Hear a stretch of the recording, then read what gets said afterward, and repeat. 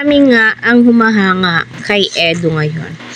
Alam naman po nating lahat na maraming supporters itong si Edo, maraming nagmamahal kay Edo, pero nakuha niya po ngayon ang simpatsya ng karamihan.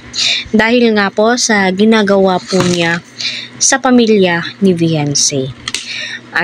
Na mismo sila Dara, Rose Ann ang nagsabi na pumupunta si Eds doon sa Pambuan upang kausapin ang nanay ni Eds, no? So sinasabi ng mga viewers, totoo ngang napaka-gentleman ni Edo. Noon pa man ay napaka-gentleman na po talaga ni Edo. Simula kay Rina at saka sa umalis, sa pamilya nung umalis sa Kalingap, at ngayon sa Team EDSI. Kita po natin yung effort po talaga niya sa pagmamahal niya sa kanyang trabaho, dedication niya.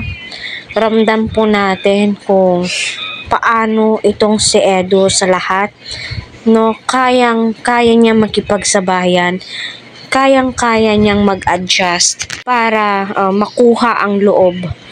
Especially kay Viancy, kita po natin kung gaano siya kamahiyain, napakamahinhin po niya. Ngayon kita po natin na nakikipagsabayan na po siya. Although alam po natin na ito ay pang good vibes, Kalingap serye lamang, at di maiiwasan yung mga scripted. Pero minsan masasagi mo sa kaisipan na scripted pa ba yung mga sinasabi ni Edo? Scripted pa ba yung mga banat niya kay Viancy? Na minsan ay mapapansin mo kay Viancy na napapailing siya, kinikilig siya. It means, totoo nga ba yun? So, kung maging katotohanan man, or hindi, Diyos na ang bahala, di ba?